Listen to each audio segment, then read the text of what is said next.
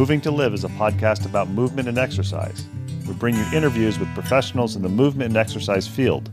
The goal is to provide information for other professionals and also amateur movement aficionados, people who understand that movement is part of what makes life complete. Some of the people we interview you will have heard of. They're well known in and outside of the movement and exercise profession. Others you may not have heard of, but they have a great deal of knowledge to share. Many people doing the best work spend their time working with people, not working on their social media presence. We're going to give you a chance to learn from some of these talented and knowledgeable individuals, and we're going to learn along with you. Moving to Live podcasts are going to be short. Each interview will be long enough to impart usable information, but short enough to be able to be consumed in a single bout, during your workout, commute, or even during dinner prep. We all like long-form interviews, but time is valuable. Moving to Live wants to give you the option to learn and be entertained without needing to commit 60 minutes at a time for an interview. Give Moving to Live a listen. Check out our sister podcast, FitLab PGH, which highlights people, businesses, events, and activities in the Pittsburgh, Pennsylvania area that make movement a priority. Moving to Live would love to hear from you. Want to connect with us or have an idea for somebody you think we ought to interview? Drop us an email, mov2liv@gmail.com, or connect with us on Instagram and Twitter, both _mov2liv. We're excited to bring you these interviews, and we think you'll enjoy each and every one that we bring you.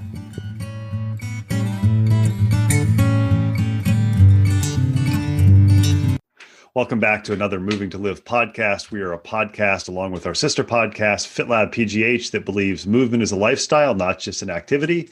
Our goal or idea for Moving to Live is to have interviews that are of interest to movement professionals and amateur aficionados, people who understand that movement is part of what makes your life complete. And we work to break down the knowledge silos so that people across the movement spectrum can gain knowledge, maybe come up with questions, or figure out things that can either help them move better or help their athletes, clients, or patients move better. Our guest today is somebody that I probably have known for, I think maybe 20 years, maybe 22 years, late 1990s. And he's another person who I met through my association with the National Strength and Conditioning Association. He's one of those guests that some of my guests come from word of mouth. Some come from me being out on a run and saying, why haven't I asked this person before? So this was one of those ones a few weeks back. I realized after kind of being reminded with a couple tweets or retweets that he did, it's like, hey, this is somebody who'd be of interest to listeners of Moving to Live, especially because we're in the middle of the COVID pandemic, and anybody who is an endurance athlete is struggling with, am I motivated to train? Do I want to train? Do I want to do races if they exist? Do I not want to do races? What do I do?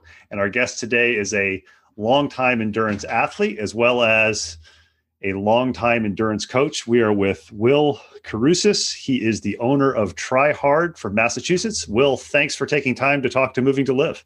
Happy to be here. Ben. Pretty excited. It's cool to get to connect with you. It's been a while since we've been able to do some things, and looking forward to this. I always get nervous because now you've built me up. So now I'm like, I don't know, I can't live up to this. But we'll make it easy for you.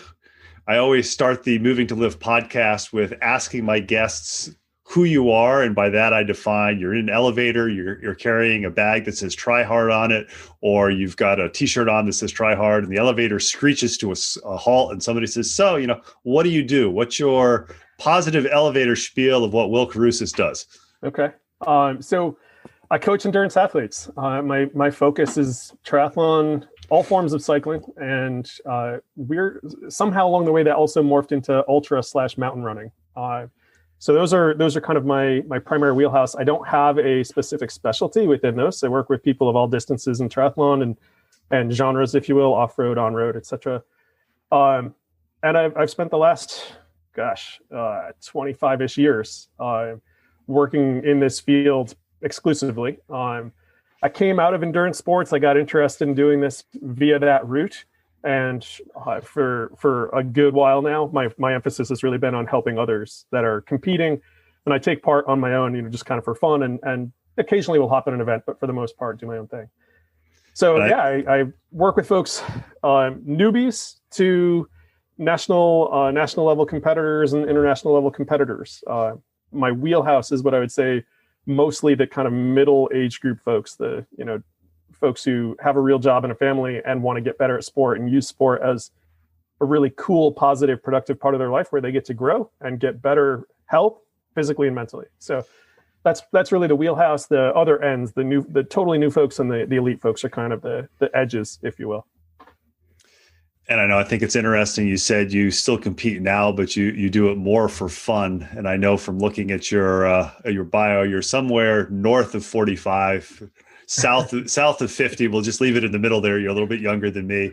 46. But it's interesting. A number of people that I've interviewed for Moving to Live, it seems to be that those people who kind of get to 35 or so, especially in the endurance fields, and I've interviewed a number of them, most of them, their goal is when you talk to them, say, well, what keeps you still moving, aside from what they do professionally? And they say, well, it's just fun. So, my goal is to be able to, whatever their sport is, swim or bike or run or do triathlons, because even though it is a competitive event, it's a significant part of their life. And it's kind of like, look, if you've been doing it for 20 some years, you probably enjoy doing it, and just going out for a mountain bike ride or training for a triathlon with friends is the version of social life that some people spend watching the football game on a Saturday afternoon. Sure. Yeah, no, it's funny because most of my competitive career for myself was in cycling, mountain biking, and then a little bit of triathlon. I jokingly call it at the end. But the part to me that was always the coolest was just this idea that, I can go out and just start moving, right? I can go from here to somewhere, and I did it on my own. It wasn't like, I didn't get in a car. My wife and I joke because she's run the Mount Washington road race a few times, but it's a similar mentality where, you see people driving around and they have this sticker on their car up here in the Northeast that says, "This car drove up Mount Washington." We always laugh a little bit. We're like, what's the big deal? It's a combustion engine. How hard is that? But it's so cool to know that, like, I did that. I rode my bike to Vermont, or I did this ride, or I climbed up that hill, or whatever. It's a really good feeling. And it's funny because, as a competitive athlete, you're trying to be so focused, and you need to have this consistent progressive approach. There's got to be a lot more purpose to what you're doing, and the sort of a broader rationale behind the steps you're taking to get somewhere. Somewhere along the line for me, it's, my focus shift to helping people do that. And for me, it was almost more of a break when I could just go out and say, you know what, I feel like going for a mountain bike ride today. No, I feel like going for a trail run. Or, 2 days later, I think I'm gonna go for a hike today. And it wasn't, not trying to be anywhere, not trying to hit any specific finish time or something like that. So it works. So yeah, it's fun too, because I get to actually take my kids mountain biking. They're only 9. I have twins, but they're starting to explore mountain biking a little bit. We got them new bikes this year. Get them out. They actually ride a little bit of single track, and it's just really cool to see them out there doing that and, start wetting their whistle for it. Even they trail run. That was organic. We didn't mean to do it. They just think we go too slow if we go hiking. So they just started running. And so now we're like, well, okay, we'll just start running. We don't even call it a trail run. We're just like, we'll go hiking. And then if they start running, we just start running and let them run until they want to stop. But it's kind of cool to have that freedom, still be able to enjoy all these activities that are really fun. But sometimes, I guess that's just the easiest way to say it. Yeah. And I know in the NSCA and other organizations, they talk about long-term athletic development and not specializing too soon. But what you're having your kids do without even realizing it in a positive way is these trail, quote, air quotes, hikes. You're teaching them fartlek training, speed play. It's fun. Go hard when you want to go hard, go easy when it's easy. And there's not an organized practice per se, where if they happen to come around the corner and there's 3 deer, they can stop and you can point out interesting things to them. And I think that's a really neat way to introduce the next generation to the fact that, just because you may not be good at ball and stick sports or want to be competitive, you can still enjoy being outside and getting your heart rate up. Yeah. Well, it's, this might be a wormhole that we discussed earlier, so I'll warn you, but, so my son, when he was 13 months old, was diagnosed with a malignant brain tumor, and he's done amazingly. We are fortunate to live 45 to 60 minutes from Boston. So when you have one of the world's best cancer centers that close, it's random luck, but thank goodness, right? So But it's funny because, in the line of work I'm in, you would think that I would be more, I guess, intentional maybe in how I looked at like, what are we going to do for him motor wise? Because he lost a lot of motor skill. And what it came down to is my wife and I looking at each other and saying, what he needs opportunity to relearn all these basic skills. So we invested in some stuff. We got a gymnastics like play mat thing, and we'd take him to the beach so he could run around in the sand and try to, play around in the waves. Now he's little, right? So this isn't like he's not being a ninja out there, but he's out doing stuff. And just tried to expose him to so many different things. And his sister got the benefit of that as well, because they're twins. You can't just, leave one behind. And it sort of expanded as they grew, and his skill became better and better to the point that like probably about 3 or 4 years ago, we really stopped trying intentionally to put him in situations that would challenge him and kind of put him into those spots where he's got to really explore and develop motor skills from a sort of a, we're going to try to do this perspective. And so we just have kind of grown with it because he's expanded. And so now it's like, we'll go out and we do these trail runs that you were just talking about, but you come around the corner, maybe it's a deer. I'm having a flashback to a trip to Mount Rushmore, actually, where that literally happened to him and he thought it was the coolest thing ever. But more commonly for us, it's like, we'll come around the corner and there's a really cool glacial erratic rock. Like a few weeks ago, we were on a hike. There's this rock. It's probably 15 feet high. It's got a steep edge to it. They wanted to try to climb the dang thing. So we probably spent 20 or 30 minutes trying to get them to figure out how to climb and get on top of it. They thought it was the coolest thing in the world. And, you look back at it and you're just like, it's really awesome to see these little kids who just think doing physical activity is just this normal fun thing. It's not necessarily, I have to get my cleats, and there is no problem with playing soccer. I'm not trying to bust it, but there's no like, I have to do this organized, structured thing. I just think it's fun to go do this stuff. I just think it's fun to go play around on my bike and try to do jumps in my yard, or to try to, ride along the curb and not fall off the curb on my bike, or, whatever, try to climb a tree, try to climb a rock. It's really cool to see them just think that stuff is normal, just moving around. And I hate to be one of those curmudgeonly old people, but it almost seems, and you and I are of similar ages, it almost seems what you're describing, what you're able to do with your son and your daughter, that's something when I was growing up, mom and dad would say, get out of the house, and you just go in the backyard. And I was fortunate enough to grow up in a rural area, and you would see these rocks and things, and it's just that innate curiosity. It's like, oh, I'm going to do this. And I think you hit on a point, the unintentional play, you're just outside exploring different areas. You're not always visiting the basketball court or the soccer field or the baseball diamond. Not that there's anything wrong with that, but here it is. Today's hike, even if it's the same course that you've taken 3 times a week for the last 3 months, it's entirely different because the seasons have changed. There may have been erosion. And I think one of the things that you're introducing the kids to, I think I wish more people would, is the fact that, there are all these neat opportunities out there. I know I had 2 years ago, I herniated a disc in my back, and I was not nearly of the athletic level you were when I did competitive stuff. But anybody who is an endurance athlete has a tendency to do straight forward and back activities. You don't do a whole lot of sagittal plane things. And I realized as I was recovering, and you do a lot of sagittal. I'm sorry, you do a lot of, you don't. Transverse, yeah. Thank you. I told you I was fair game to embarrass if I missed. I know. Thank you for the correction. You will tag me, I'm sure. but I realized that things that you would take for moving sideways and balance things were non-existent. Like my balance to walk across a log was non-existent. And I've intentionally, when I take my dogs to the park or I do trail runs, I'll purposely walk on guardrails and things like that. And it's amazing how quickly that comes back to something that maybe I was 10 or 11 years old. I didn't do for 30 some years.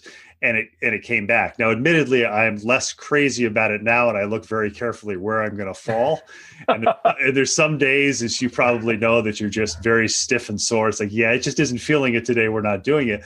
But when you're able to do it, it's amazing how much concentration it takes, but also how good your body feels as it adapts and becomes more familiar to doing those things. Yeah, for sure. as you're saying that, a couple of things that were flashing in my mind was like, number one, just how those motor programs seem to be remembered, and you may not use it for a long time and it's kind of shelved, but then when you have to take that software out, your brain, remembers how to do that relatively quickly. But the other part that bumps to me when you say it is I'm envisioning, we were talking mountain biking prior, earlier here. And I find like in modern day, I'm going to broadly call it cross country. I don't mean that from a racing perspective, although that too, to a degree, but just sort of the general mountain biking people do when they want to go ride with their buddies or do the local shop ride or whatever, go to the local state forest. People are incorporating so much stuff that has, bridges, teeter-totters, drops, banked curves that are, wooden and things like that, which is all really cool and amazing. But sometimes I look at it and I'm like, man, when I was 25, I would have done that in a flash. At 46, nope. I gotta use. I don't know if the video goes, but like, I gotta use my fingers to make a living. I can't take that. And I got kid. I can't take that risk. And it's just funny how there are some things where it's like I'll look at it and I'm like, yeah, that's cool. I probably could either learn it if I haven't done it before or relearn it if I haven't done it in 10, 15 years. I just don't see the value. It's like that risk reward thing where it's like, I can ride my bike and, not take that chance. If I do the 6-foot high bridge, probably fine. But if I fall off, I'm completely toast. Like there's no easy landing there.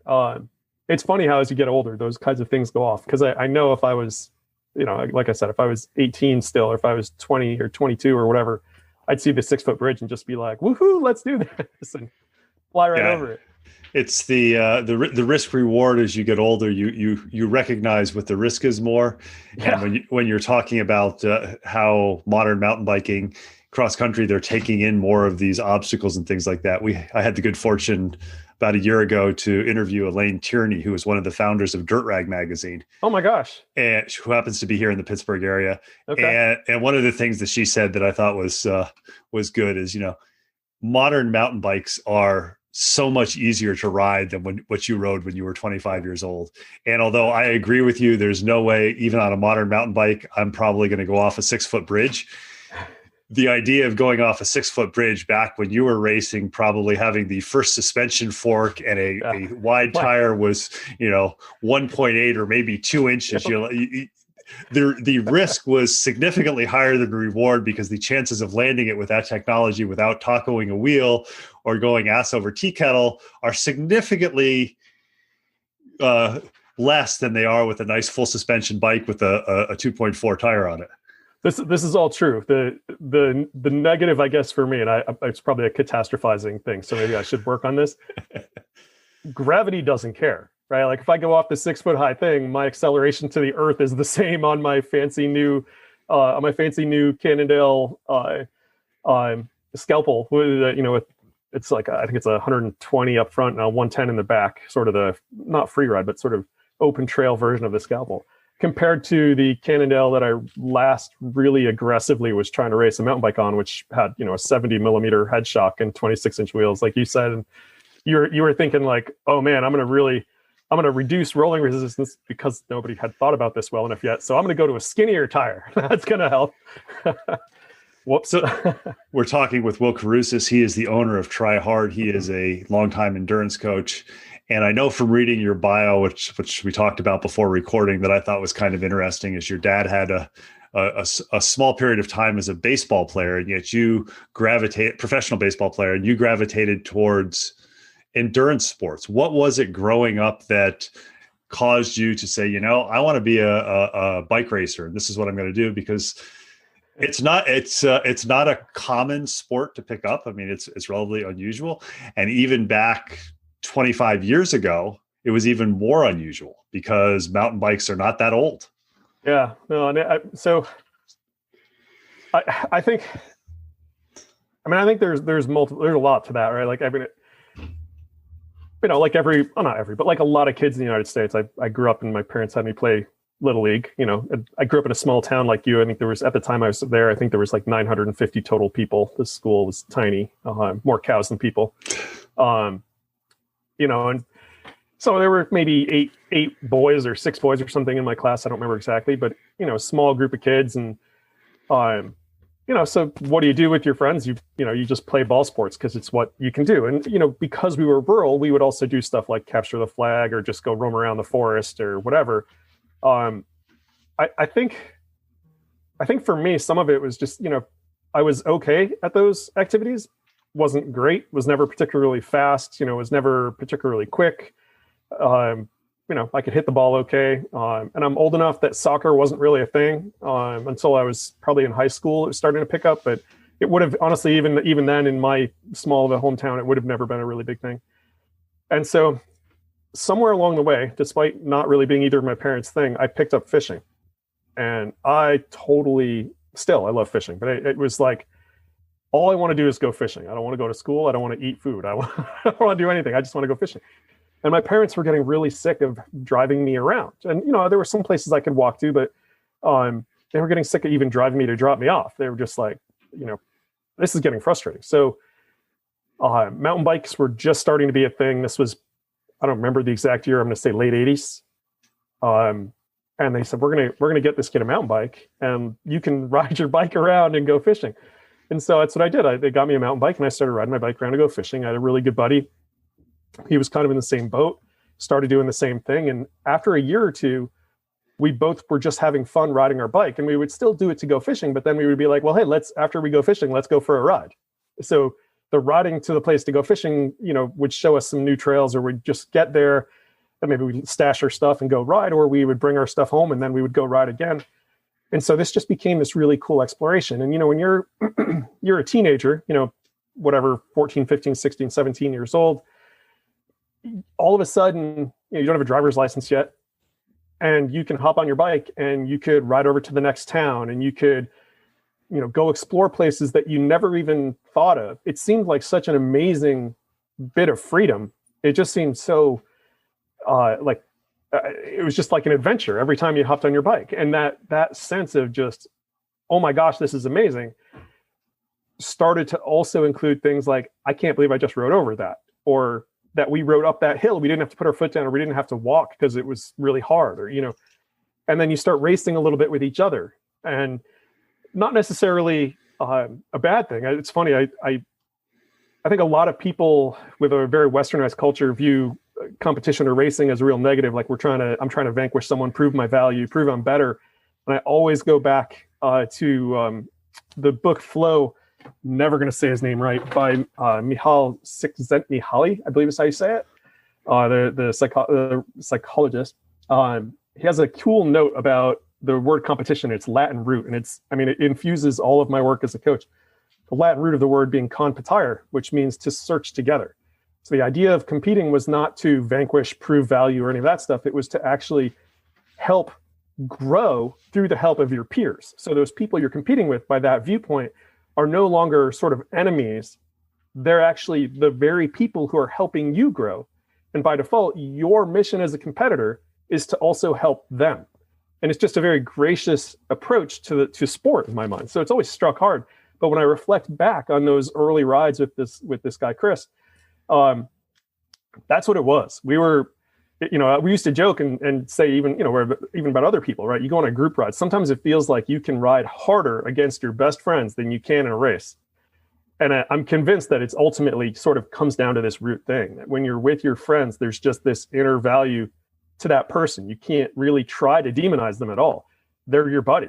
And so it's almost like, I'm not giving up because you need the gift of working really hard, right? You need to earn this hill, or you need to earn that single track. So it just became a really cool, positive vibe for both of us.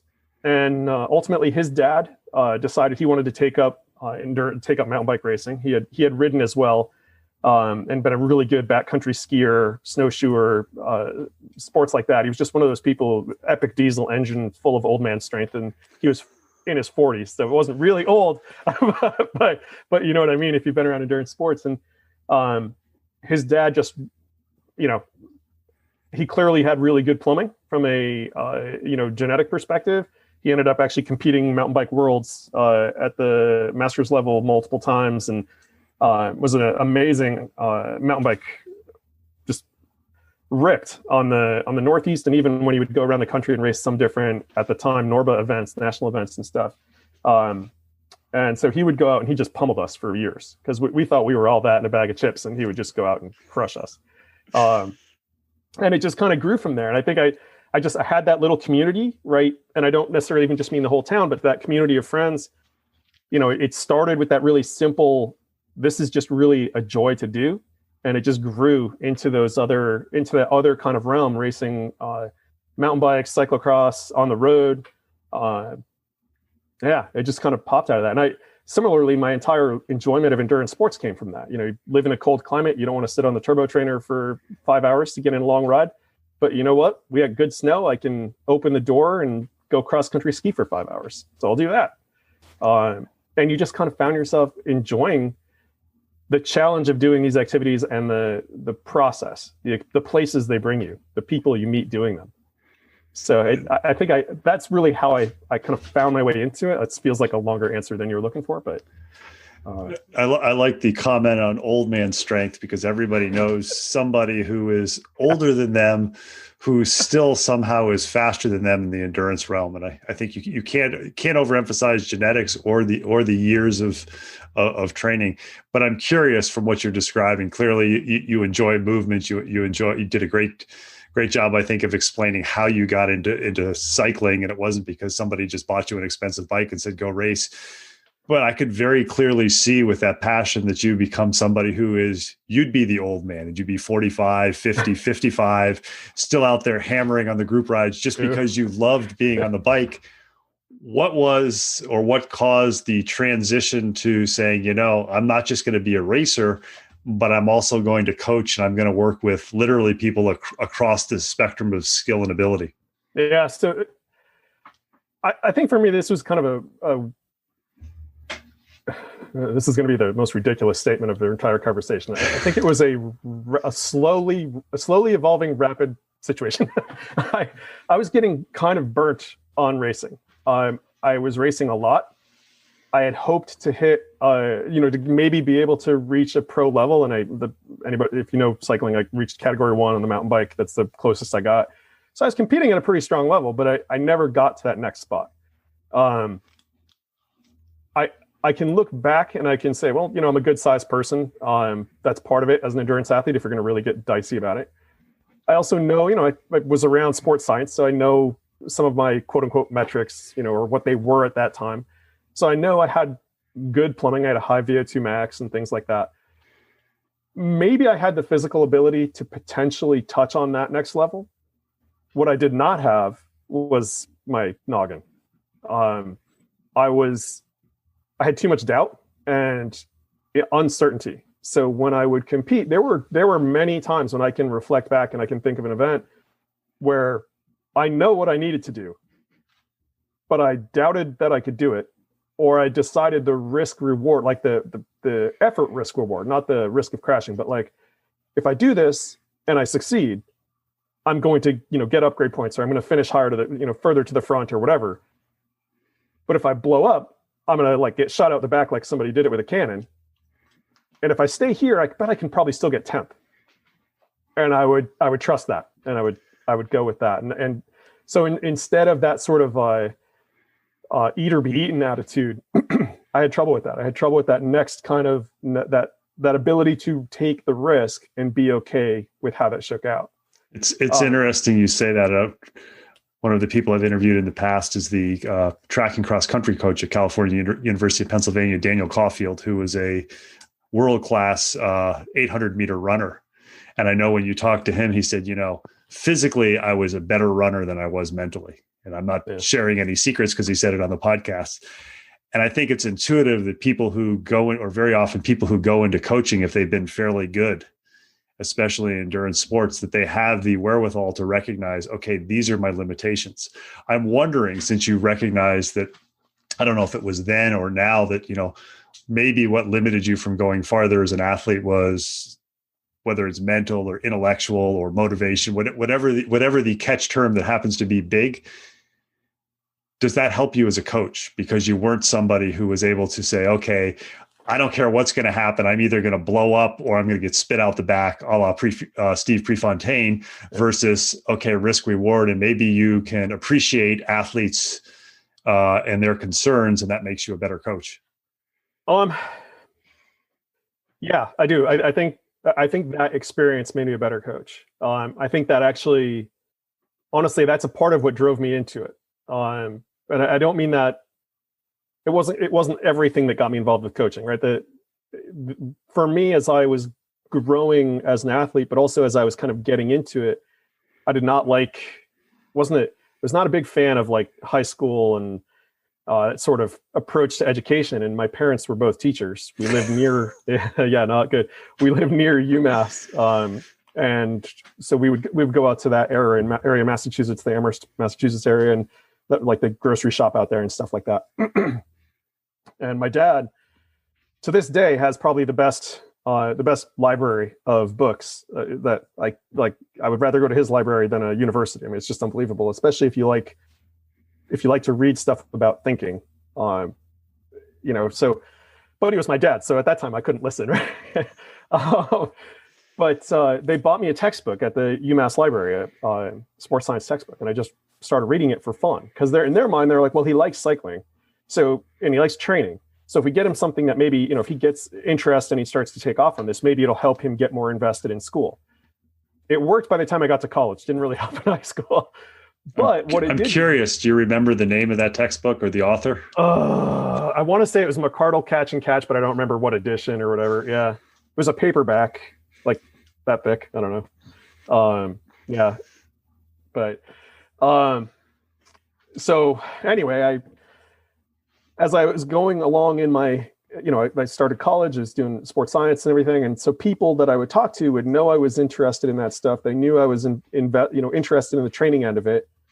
I used to say I just wasn't as good as other people. So I tried to know more about training so that I could compete with them. And I don't know that that's really true, but I think that's the way I viewed it at that time. And so I people started to know, people started to ask questions.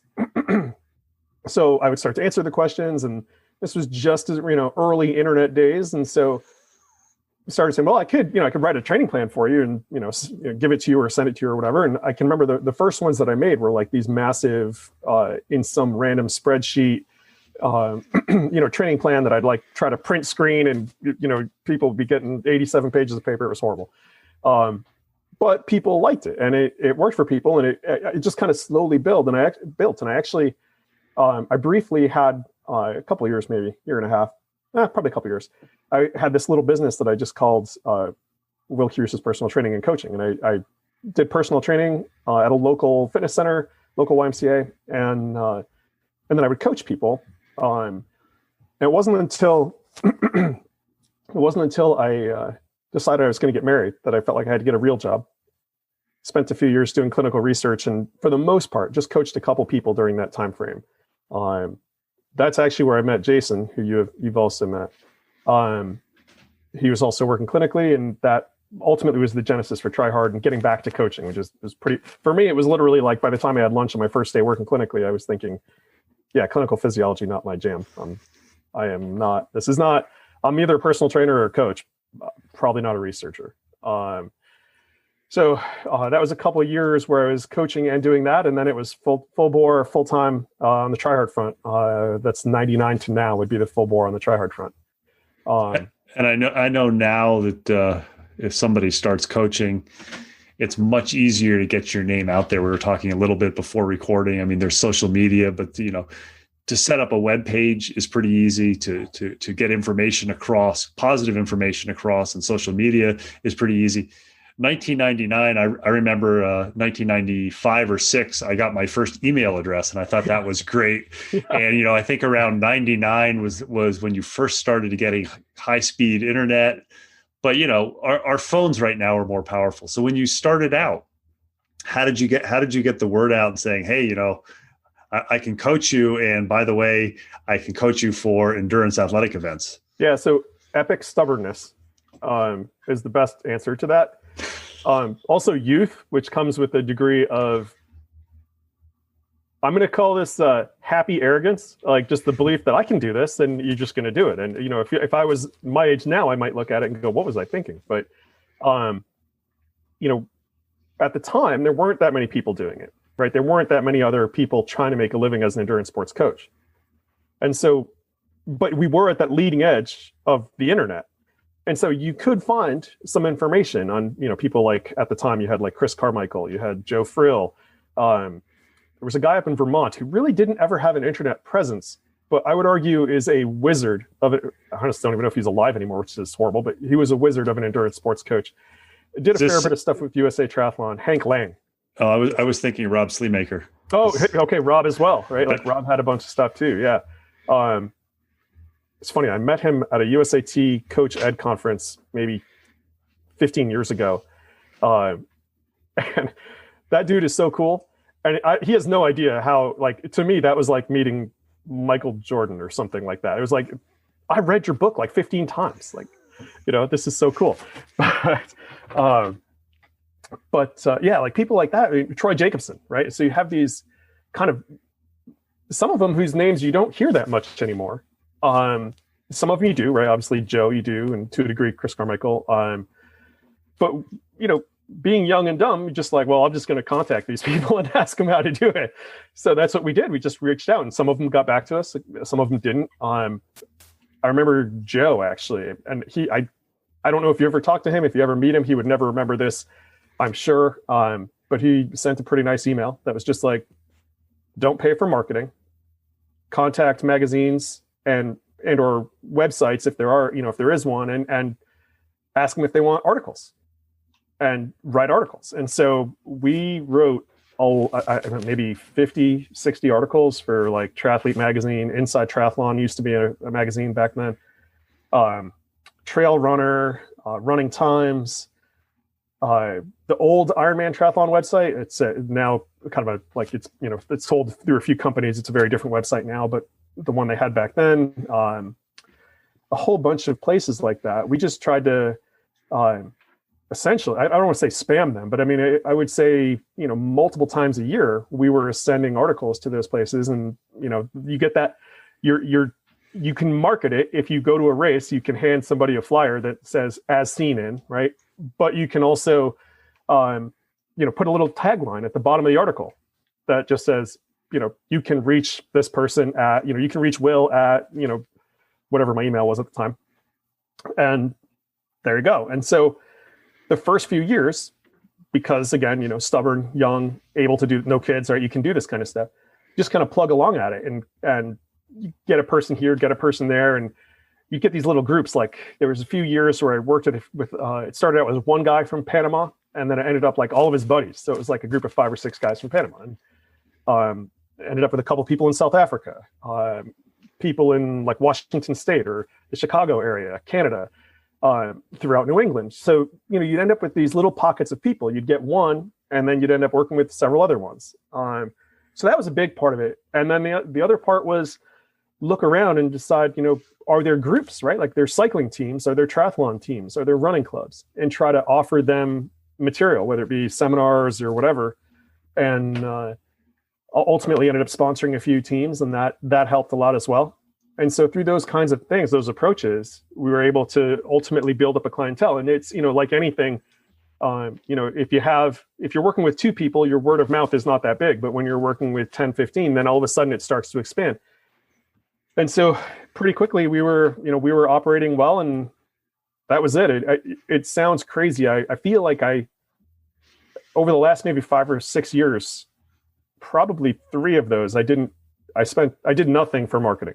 It was totally just word of mouth. Most of the time prior to that, probably the 5 or 6 years prior to that, was mostly word of mouth.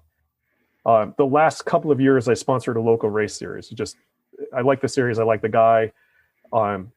I think it has led to a little bit of, it's definitely led to general marketing in terms of direct, clientele increases. I'm not sure, but it just felt like the right thing to do, and I'm happy to do it. And are most of your athletes now, after having done this for 20 some years, are they mostly local or literally spread out across the country and or the world? So it's less around the world than it used to be. A couple people outside the US, most everybody's in the US, and probably right now like 70, 75%, I'm going to call it greater New England. So I'm incorporating, I'm going to call it like the Northeast. So like Pennsylvania, New York, and then the main New England states. the lion's share, with the other folks kind of sprinkled around. And I think I'll just say I think that's evolved partly because, you know, when you're kind of like, you're almost viewed as like old as dirt because you've been doing it forever in a region. You know, that's part of it. You just sort of have like an ingrained, people know you, and so you have a rapport with the community. I think outside of New England, something that I've definitely seen is like, you know, again, you know, 20 years ago, you could count on two hands the number of people who are making a living doing this. Now, there's every community has multiple people. Just in the Northeast, there's probably, I don't know, 20 people who are trying to make it a living. You know, I can think of probably 10 between cycling and triathlon who legit are doing this as this is their full-time job, just in New England. So I think like around the country, you have this interesting phenomenon where when the endurance sports coach, somebody working with you via distance, first became a thing, people looked at it and they were like, well, you know, I don't necessarily have to see this person, so it doesn't matter. I'm not going to see them in person really, so it doesn't matter if I'm working with someone I live in Baltimore and so they have to be from Baltimore, or I live in LA, have to be from LA. They can be from wherever. Now, people like the idea that even if they may never actually directly get to have coffee with you or go for a ride or whatever, they like the idea that would theoretically be possible.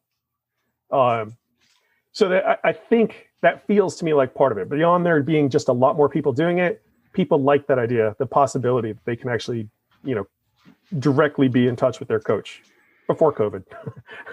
Yeah, I would be remiss when we're doing this interview not to ask, how has it changed as a coach since COVID started? Since I know just probably the last few months, actually, you've started to see some racing, but it's dramatically different than it was a year ago where, you know, there were still, air quotes, life is normal. So when did you first become aware that this was going to be a factor for you, and how have you flip-flopped or changed, or how has it changed your coaching practice? So I'm lucky. I consider myself lucky because I sort of have an in-house expert. My wife was an epidemiologist, and then decided she wanted to be a clinician. So she went on and became she's a nurse practitioner now. So she works as a provider. And so I have this kind of interesting view from her angle. So I knew pretty quickly that this was not going to be good. And that it was going to lead to some, I mean, who knows exactly, but you knew pretty quickly it was going to end up being something that led to significant disruptions. Certainly in things that involve large groups of people, which endurance sports races are large groups of people. So I was pretty concerned early on. From a professional perspective, I was concerned about the health of my athletes. I was worried about their physical and mental well-being, because just like, if you can't do the stuff you enjoy doing, whether that's, riding your bike or running or whatever, seeing your family, it's hard. And it's very disruptive because people spend a lot of money. Like if you go to do an Ironman race nowadays, that's thousands of dollars. It's not, it's not like back in the day when you could sign up for a triathlon and it was $75. So it's a huge investment, not to mention, if somebody bought a bike specific because they were doing this event or whatever, and they've invested in me as a coach. So they're spending a lot of money on this. That's heavy to me. So I knew there was going to be disruption. I was curious how significant it would be. Especially once races really started dropping, I wondered how many people would just look at it and be like, why am I paying a coach when I can't even race right now? So perhaps a positive to me was that I've tried through most of my coaching career, and I would say increasingly the last 5 to 10 years, I've recognized that the people I work with they're free range humans. They're not, there's a few that are professional athletes, but most of them are not and are not going to be. So I really view sport as this avenue in their life that can help them build a bigger level of wellness, and that they can use that as a really positive tool to grow, not just as an athlete, but mentally and whatnot. So I've tried to approach how I coach people with that as one of the guiding sort of philosophies. And it feels good to me as I look at this now, because I've actually had very little athlete turnover. And I think that a big part of that, based on the feedback I'm getting, is essentially because of that. People are looking at what they're doing and they're like, yeah, I can't race, but I can do stuff that's going to help me for next year or 2 years from now. And I still need to be a really fit and healthy person. So I need to keep doing this. Let's go. Let's do this. So, in terms of the coaching end, or the business end of the coaching, it's stayed surprisingly steady for me. Racing, obviously, for athletes, everything went out the window. Any long-term training outline that you had in place went out the window. Weekly structure at points was like totally out the window. Essentially you were revamping what you were going to do for people multiple times, which certainly I'm fine with, but it was definitely a logistical challenge. That's a lot of rejiggering for people, just, over and over again, to try to figure out and stay on top of. But the cool thing was that we ended up coming up with ideas like, hey, look, the goal is to get fitter, to grow, and things that might be there for next year or the year after. So how do we do this? And we came up with this idea of doing U-athlons. So people would say, okay, well, I was going to do half Ironman, or I was going to do marathon, half marathon, trail race, whatever. So we would come up with some unique challenge to them. I had one woman who decided she was going to do an Ironman, but she was going to do it over multiple days. She didn't want to do an Ironman this year, but she thought over like 5 days, I'm going to accrue the Ironman distance, and that'll be like kind of a testing ground to see how I feel with that kind of volume. I had a couple people that did their own half Ironman. They literally created the whole thing and executed it that way. Half marathons and various other things, time trials on the bike. So we just came up with these really cool things. It became fun for people because they had this target out there that they were working towards. One woman actually teamed up with her brother, and they went and did a half down in Maryland, in an area that they both know. And so they did this sort of physically distanced brother-sister rivalry half Ironman, which I am very proud to say the woman I work with won. And, to have family bragging rights until such race was to happen again, which is not scheduled, right? She's got the awesome bragging rights forever. So that's cool. So we would do stuff like that. The guy who I have one guy who's a very talented mountain bike racer, legitimately has, the potential to be a very high level ultra distance racer for sure. He's in really his second year of competing at an elite level, and he's consistently top 5 or so in national level events. But he's still so new because he came into racing late, relatively speaking.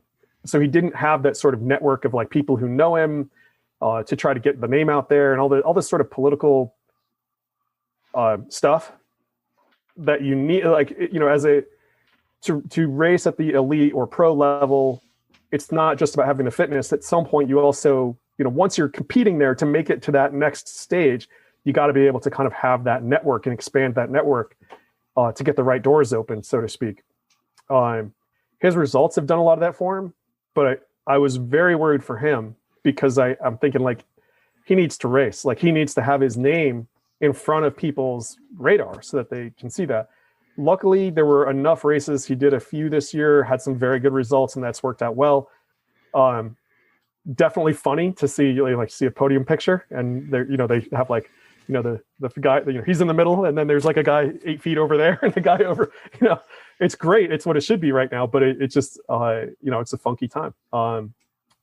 So that's been wonky. Kind of like looking at his situation in particular for me has been a stretch because that realm is tougher for me, and I found that to be a challenge because I'm like, man, I really want him to be able to race. I really want him to be able to get his name out there. At some point, if you get too old, if you get to that age where it's like, okay, you're one of the fastest people, but I got a 20-year-old who's just about as fast as you. The upside's higher. I'm going to sponsor that guy. So that part for me has been, I don't want to say pressure, but it's almost felt like, man, I want to see him able to compete more because of that end of it. There's that aspect for him. But yeah, it's been a wonky year. People looking at next year already, trying to plan it out. Do you think USAT Nationals are going to happen? Or do you think this race is going to happen? Boston's already moved. The vaccine news the other day, this is November 11th. So whatever that was 2 days ago, that's great. Logistics are challenging, and who knows how many people will actually take it. So hopefully that pans out well. People are able to get it and start incorporating that relatively soon. But my gut instinct now and the planning that I'm doing with athletes is of the mindset that we just generally want you at a high level of fitness sometime after July next year, and that we're going to assume you're most likely to have significant or somewhat frequent racing happening again throughout the country after July, like August, September, October, probably. Could be wrong, but right now that's our planning, is just sort of saying we're going to assume that and build around that. And if we have to adjust and change again, we adjust and change. We're talking with Will Kirousis. He is the owner of Try Hard. I think probably some of the best advice my dad ever gave me is, when you go for a job interview, you're not just interviewing for the job, you're interviewing them to make sure it's a job that you want. So in essence, every time you approach an athlete or an athlete approaches you, it's a two-way street. They need to see if you're a good fit for them. You need to see if they're a good fit for you. What are the types of athletes or what are the things you say, this is the type of athlete I work best with? And are there any red flags when an athlete contacts you, you say, yeah, I don't think I'm the right coach for you? Yeah. It's funny. My ego wants to say everybody's a good athlete for me because I can, if it's somebody who is hard for me, then I have to try to figure that out. And that makes me better on people who trend that way down the road. The reality though, is that I am, this is going to sound weird coming from a guy who works with triathletes. I'm probably not awesome for the hyper type A engineer types. I have no problem with engineers. They're awesome. They're freaking smart. But there's sort of sometimes there's a hyper outcome, overly analytic mindset. And I definitely trend artsy hippie. So like while I like the science and I feel like the science needs to be a player in what I do and help me guide and understand things, there's like a next level, a myopic level maybe. That sounds harsh. I don't like that. There's a level with the science or with the data, I think, where sometimes people become so blinded by numbers they can't see reality, right? Like the overly simplistic analogy would just be like, how do you feel today? Right. I have yet to see evidence that there's a tool that an athlete can have that can answer that question better than the athlete, like their true sense of how they feel. Some people, that calibration is wonky. They haven't thought about it much. But for somebody with some experience, that question is incredibly valuable. It sounds like you've recognized that there is the science of coaching, but there's also the art. And if you have a potential client who thinks it's just science, you need to give me this much of a load and this much of recovery, and Shazam, I'm going to get the performance I want. That's not my guy. Actually, so my undergrad degree is sports science. My master's is actually coaching education. And the reason I went that way is because I was working in this field for a while. I'd worked clinically, but then I was working in this field as a coach. And what I could see was that sports science programs, at least then, maybe it's changed more recently, seem to be very focused on like, okay, you're gonna either go on to be a physical therapist, you're gonna go into cardiac rehab, you're gonna be an ATC, you're going to get this sports science undergrad degree, and you're going to use that as sort of your step one to some other degree in the health field. And at least when I was in that realm, there was very little, how do you actually teach people stuff involved? It was like, this is VO2 max, this is lactate threshold, this is, here's some information about metabolism, this is general training theory, training design, all that kind of stuff. But there wasn't like, how do you actually teach other people stuff? How do you help them?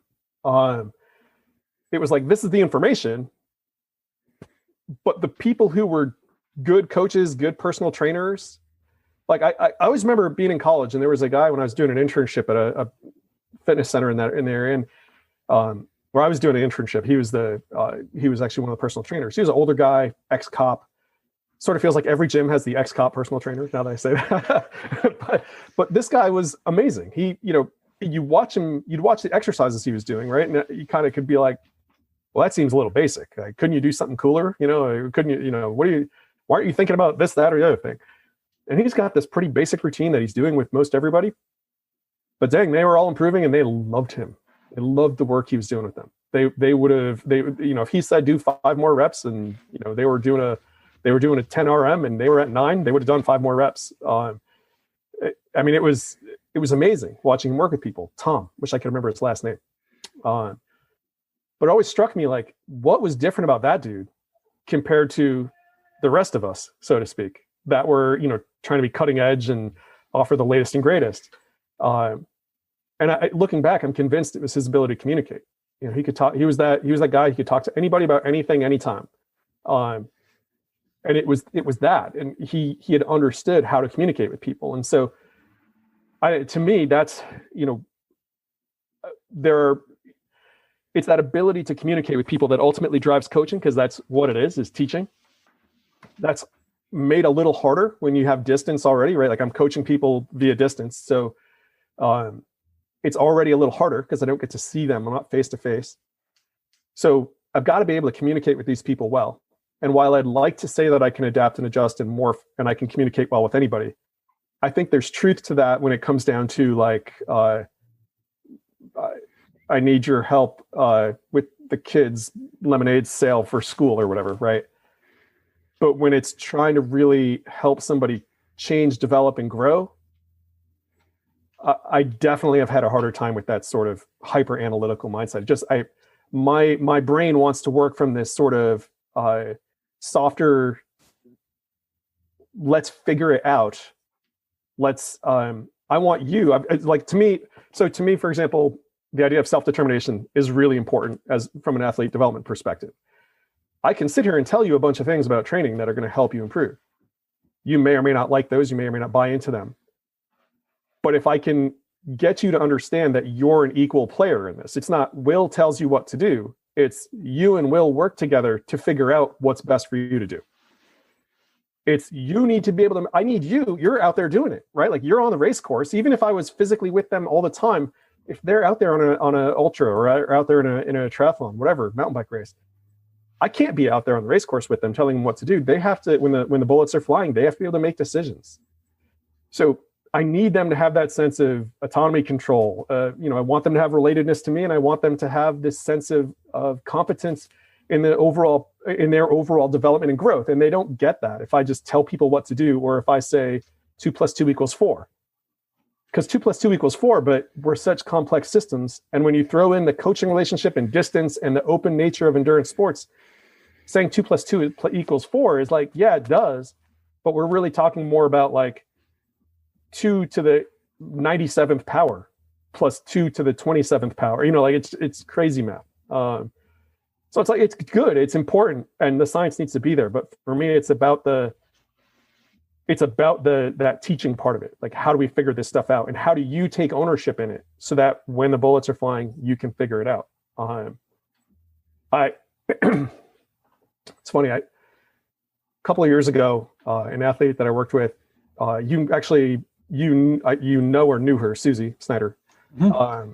She won USA Xterra national championships, and I think that year she was 3rd or 4th or 5th, I can't remember, at World Championships in Hawaii for Xterra. And maybe my favorite part of that experience, she was kind of in a comeback year that year. When we were talking after nationals, it was her sense and this idea of like, I was figuring it out there. I was feeling it out, and I was using this idea of like what's possible now.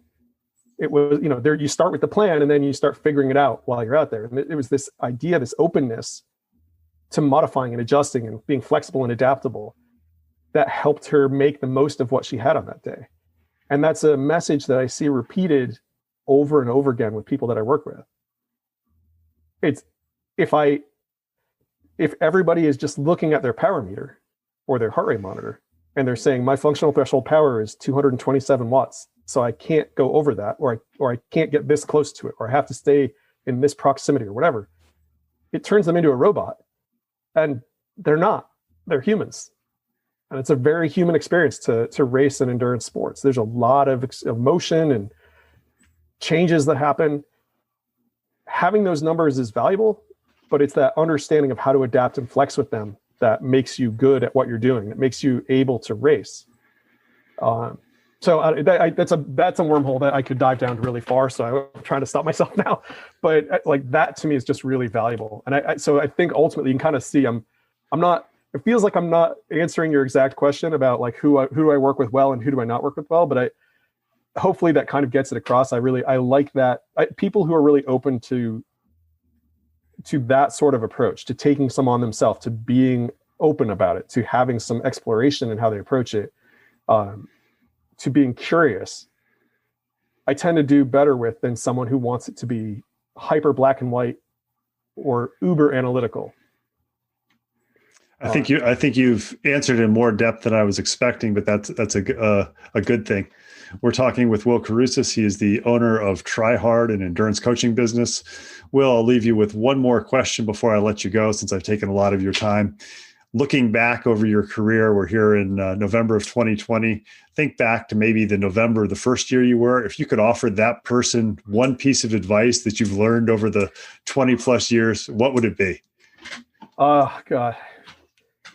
You do not know anywhere near as much as you think you do. That's probably, yeah, that's for sure. Not even close. I think that could be a T-shirt that could sell thousands, if not millions of them. Will Kirousis, owner of Try Hard. We will have extensive show notes on this. Will, I want to thank you for taking time to talk to Moving2Live, tell us your story and your philosophy of coaching endurance athletes.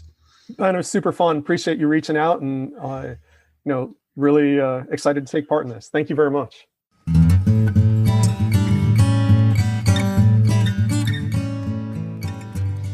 Thanks for listening to the latest episode of Moving2Live. Make sure you check out the show notes for contact information for our latest guest, as well as links about all the things we talked about. Intro and exit music is Traveling Light by Jason Shaw. You can subscribe to Moving2Live on Stitcher, Apple Podcasts, and Google Play, and be notified about new episode releases. Have any questions, comments, or suggestions? Drop us an email, mov2liv@gmail.com. Connect with us on Twitter or Instagram, both _MOV2LIV. Please tell your friends about Moving2Live. It's a go-to place for information for movement and exercise professionals and amateur aficionados who understand that movement is part of what makes your life complete. Until next week, keep on moving.